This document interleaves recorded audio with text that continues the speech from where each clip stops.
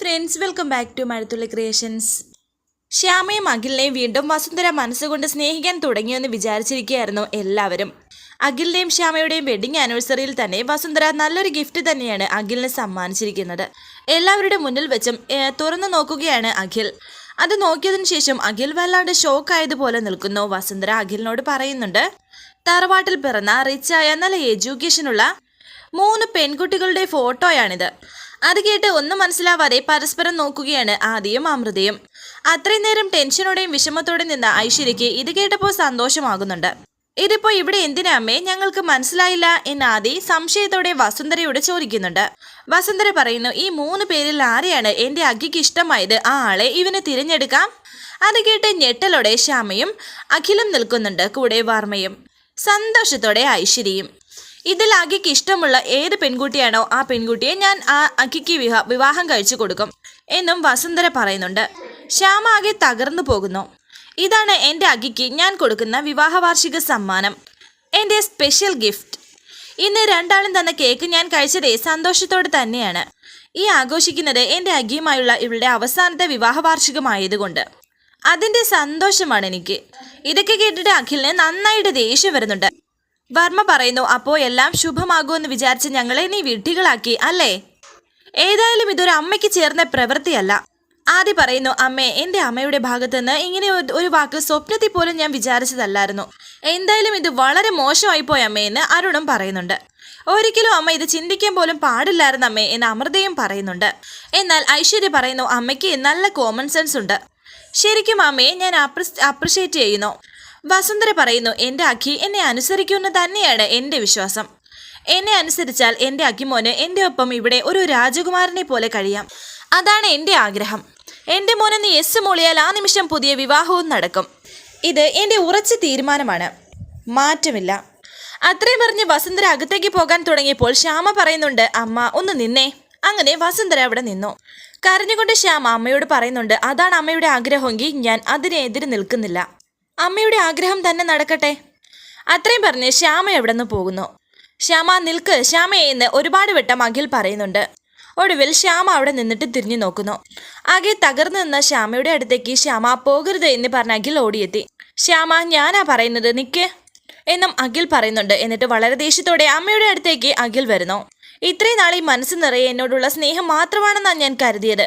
ഇപ്പോൾ കാര്യം മനസ്സിലായി, സ്നേഹമല്ല സ്വാർത്ഥതയാണ്. ഞാൻ ചിന്തിക്കുന്നത് മറ്റുള്ളവരുടെ അനുസരിക്കണമെന്നുള്ള പിടിവാശി. ഈ പിടിവാശിക്ക് വേണ്ടി ഹോമിക്കാനുള്ളതല്ല എൻ്റെയും എൻ്റെ ശ്യാമയുടെയും ജീവിതം. എനിക്കിപ്പോൾ വെറുപ്പാണ്, അത്രയ്ക്ക് വെറുപ്പാണ് നിങ്ങളെ എന്ന് അമ്മയുടെ മുഖത്ത് നോക്കി തന്നെ അഖിൽ പറയുന്നുണ്ട്. എൻ്റെ ജീവിതത്തിൽ നിന്ന് മാത്രമല്ല എൻ്റെ ഈ മനസ്സിൽ നിന്നും നിങ്ങളെ ഞാൻ തൂത്തെറിയാണ്. ഈ അമ്മയും മകനും ബന്ധം ഇവിടം കൊണ്ട് അവസാനിക്കുകയാണ് എന്നും അഖിൽ പറഞ്ഞപ്പോൾ വസുന്ധര ദേഷ്യത്തോടെ ശ്യാമയെ നോക്കുന്നുണ്ട്. അത്രയും പറഞ്ഞ് അഖിൽ ശ്യാമയുടെ അടുത്തേക്ക് വന്നു. എല്ലാവരും ഇങ്ങനെ ഷോക്കായതുപോലെ തന്നെ നിൽക്കുകയാണ്. കരഞ്ഞുകൊണ്ട് ശ്യാമ അഖിലിനെ നോക്കുന്നു. ശ്യാമയെ ചേർത്ത് പിടിച്ചിട്ട് അഖിൽ എല്ലാവരോടുമായി പറയുന്നു, ഇവിടെ ആർക്ക് വേണ്ടെങ്കിലും എൻ്റെ ശ്യാമയെ എനിക്ക് വേണം. അത് കേട്ട് പൊട്ടിക്കരഞ്ഞുകൊണ്ട് ശ്യാമ അഖിലിൻ്റെ നെഞ്ചിലേക്ക് ചായുന്നുണ്ട്. വാ നമുക്ക് പോവാം എന്ന് പറഞ്ഞ് ശ്യാമയുടെ കൈ പിടിച്ച് അഖിൽ പോകുന്നുണ്ട്, വീടിന് പുറത്തേക്ക് തന്നെ. വസുന്ധര പ്രതീക്ഷിച്ചതൊന്നും നടന്നതുമില്ല. എന്നാൽ സംഭവിച്ചതോ ഒട്ടും പ്രതീക്ഷിക്കാത്ത വല്ലാത്തൊരു സംഭവം തന്നെ. എന്ത് ചെയ്യണം എന്നറിയാതെ വല്ലാത്ത ദേഷ്യത്തോടെ നിൽക്കുകയാണ് വസുന്ധര. പിന്നീട് കാണിക്കുന്നത് അഖിലും ശ്യാമയും പോകുന്നത് മറ്റൊരു സ്ഥലത്തേക്കാണ്. ശ്യാമയ്ക്ക് ഒരു സർപ്രൈസ് ഒരുക്കി വെച്ചിരിക്കുകയാണ് അഖിൽ. ശ്യാമയ്ക്ക് വേണ്ടി ഒരു സ്ഥലത്ത് ഡിന്നർ ബുക്ക് ചെയ്തിരിക്കുകയാണ് അഖിൽ. ഇതിനൊക്കെ നല്ല ക്യാഷ് ആവില്ലേ എന്ന് ശ്യാമ ചോദിക്കുന്നു. ഒന്നും ഇപ്പോൾ വിചാരിക്കണ്ട, ഇതൊക്കെ ഞാൻ അറേഞ്ച് ചെയ്ത് കഴിഞ്ഞു എന്ന് അഖിൽ. ഇനി ഇവിടെ നമ്മൾ മാത്രം, ശ്യാമയ്ക്ക് ഞാനും എനിക്ക് എൻ്റെ ശ്യാമയും, നമ്മൾ രണ്ടാളും മാത്രം. കുറേ നിമിഷം. ഇന്ന് ഫംഗ്ഷനിൽ നടന്നതെല്ലാം നമ്മുടെ മനസ്സിൽ ഒരു ദുസ്വപ്നം മാത്രം. ഇന്ന് ഈ നിമിഷം നമ്മൾ അതെല്ലാം മറക്കണം. ഇനി എൻ്റെ ശ്യാമയ്ക്ക് എന്നും എന്തിനും ഞാനുണ്ടാകും, അതുപോലെ എന്ന് അഖിൽ ശ്യാമയോട് പറയുന്നു. ചുറ്റും LED ബൾബുകളും പിന്നെ ടേബിളിൻ്റെ നടുവിലായി മെഴുകുതിരിയും. പിന്നെ അവർ നേരത്തെ ഉള്ള നിമിഷങ്ങളൊക്കെ ആലോചിക്കുകയാണ് രണ്ടുപേരും. ജ്യൂസുമായി സ്റ്റാഫ് എത്തി. രണ്ടുപേർക്കും ജ്യൂസ് കൊടുത്തു. വളരെ സന്തോഷത്തോടെ അവർ ജ്യൂസൊക്കെ കുടിക്കുന്നുണ്ട്. കണ്ണോട് കണ്ണ് നോക്കിയിരിക്കുന്നു. അവരുടെ വിഷമങ്ങളെല്ലാം ഇപ്പോൾ മാറിയതുപോലെ. പിന്നീട് കാണിക്കുന്നത് ചടങ്ങിൽ നടന്ന കാര്യമോർത്ത് വല്ലാണ്ട് വിഷമിച്ചിരിക്കുകയാണ് വർമ്മ. അവിടെ ശ്യാമ പാട്ടുകാരിയാണെന്ന് എല്ലാവരുടെ മുന്നിലും പ്രസന്റ് ചെയ്യണമെന്ന് വിചാരിച്ചിരിക്കുകയായിരുന്നു വർമ്മ. എന്നാൽ വിചാരിച്ചതുപോലെ ഒന്നും സംഭവിച്ചതുമില്ല. പ്രതീക്ഷിക്കാത്ത കാര്യങ്ങളാണ് നടന്നത്. ഇനി ഇവരെ തമ്മിൽ ഒന്നിപ്പിക്കാൻ എന്ത് ചെയ്യുമെന്ന് വർമ്മ ആലോചിക്കുന്നു.